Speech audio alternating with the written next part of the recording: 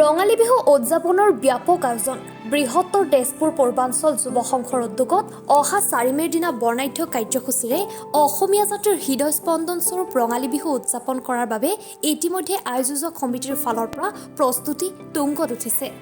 এদিনীয়া বৰ্ণাঢ্য কাৰ্যসূচীৰে অনুষ্ঠিত হ'ব লগা বাপুতিসাহোন ৰঙালী বিহু উদযাপন উপলক্ষে বাৰেৰহণীয়া সাংস্কৃতিক অনুষ্ঠানৰ লগতে বিভিন্ন জনগোষ্ঠীৰ গীত নৃত্য পৰিৱেশন কৰাৰ কথা উদ্যোক্তাই জানিবলৈ দিয়ে। অহা বহাগৰ 23 তাৰিখ 4 মেত তেজপুৰ কেন্দ্ৰীয় বিশ্ববিদ্যালয়ৰ তিনিআলিত ৰঙালী বিহু অতি আড়ম্বৰপূৰ্ণভাৱে আয়োজন কৰাৰ প্ৰস্তুতি সম্পূৰ্ণ হোৱাৰ পথত। এই অনুষ্ঠান উপভোগ কৰিবলৈ সমূহ ৰাইজলৈ আহ্বান জনাইছে আয়োজক সমিতিয়ে। আমাৰ প্ৰস্তুতি এতিয়া ধুমধামেৰে চলি আছে।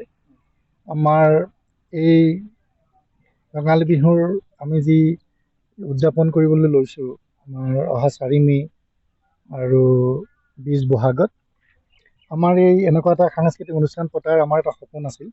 আচলতে এই সপোনটো আমাৰ দেখা গৈছিল আমি 1997 চনত আমি এইটো এৰিয়াত আমি তেনেকুৱা এটা অনুষ্ঠান পাতি আৰম্ভ কৰিছিলোঁ। কিন্তু মাজতে আমাৰ এইটো বিভিন্ন কাৰণত এইটো বাদ পৰি গ'ল আৰু আমি এইবাৰ গোটেই যুৱ সংঘ একগোট হৈ আমি সাংস্কৃতিক অনুষ্ঠান এটা পতাৰ আয়োজন কৰাৰ মূলতে হ'ল যে আমাৰ এই অঞ্চলটো এটা বিশেষ অঞ্চল, য'ত বিভিন্ন জাতি ধৰ্ম ভাষাৰ মানুহে একেলগে মিলা প্ৰীতিৰে বাস কৰে। কাৰণ এই অঞ্চলটোত মই 1995 চনত পদাৰ্পণ কৰোঁ, তেজপুৰ বিশ্ববিদ্যালয়ত এজন অভিযন্তা হিচাপে জইন কৰি। ইয়াত মই আহি দেখিছিলোঁ যে অনগ্ৰসৰ এটা বৃহত্তৰ অঞ্চল, গোটেই মানুহখিনিৰ মাজত এটা বিৰাট ভাল এটা আন্তৰিকতাৰ বান্ধোনেৰে গোটেই মানুহবোৰ বান্ধ খাই আছে। নাই কোনো হাই কাজিয়া, আৰু ইয়াৰ এটা সুন্দৰ এটা পৰিৱেশ। গতিকে সেই পৰিৱেশটোৰ মাজত আজি মই প্ৰায় 30 বছৰ কটালোঁ।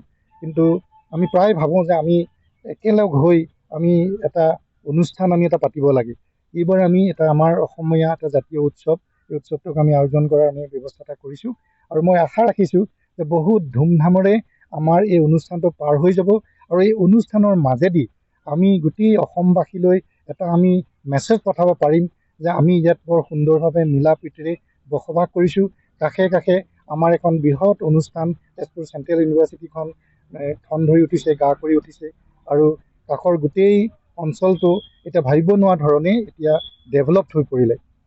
আমাৰ মেইন উদ্দেশ্যটো হ'ল যে আমাৰ ইয়াৰ সম্প্ৰীতিৰ বান্ধোন আৰু কটকটীয়া হওক আৰু অনাগত দিনবিলাকত নেক্সট প্ৰজন্মই আমাৰ দেখুওৱা ৰাস্তাটোৰে আগবাঢ়ক আৰু সকলোৰে কাৰণে আমাৰ এই অঞ্চলটোত এটা এক্সাম্পল হৈ পৰক, কেনেকৈ আমি মিলা প্ৰীতিৰে জাতীয় অনুষ্ঠানো আমি সুন্দৰকৈ পাতিব পাৰোঁ। এই ভিতৰত আমি ৰাতিপুৱা 8টা বজাতে আৰম্ভ কৰিম। 8টা বজাৰ পতাকা উত্তোলনৰ প্ৰথম কাৰ্যসূচী। তাৰপিছৰ পৰা আমাৰ বৃক্ষৰোপণ আছে, সাংস্কৃতিক শোভাযাত্ৰা আছে আৰু বিভিন্ন কুইজ প্ৰতিযোগিতা, চিত্ৰাংকন প্ৰতিযোগিতা আমি তেনেকৈ পাতি আমি দিনটো পাৰ কৰি সন্ধিয়া 6টা বজাত বন্তি প্ৰজ্বলনেৰে আমি সাংস্কৃতিক সন্ধিয়া আৰম্ভ কৰা হ'ব। আৰু আমাৰ ইয়াতে সাংস্কৃতিক সন্ধিয়াৰ বিশেষ আকৰ্ষণ আছে পাপৰি শইকীয়া, তেখেতে আমাৰ ইয়াত আহি তেওঁ অনুষ্ঠান প্ৰদৰ্শন কৰিব। এনেকৈ আমি গোটেই দিনটোৰ এটা কাৰ্যসূচী লৈ আমি অনুষ্ঠানটো পাতিবৰ কাৰণে আগবাঢ়িছোঁ। সেই তাৰিখৰ আৰম্ভ হ'ব আমাৰ 4 মে, আমাৰ 20 বহাগ। নদুৱাৰ পৰা ইনজামামুল হকৰ ৰিপৰ্ট, এন ভাৰত 24।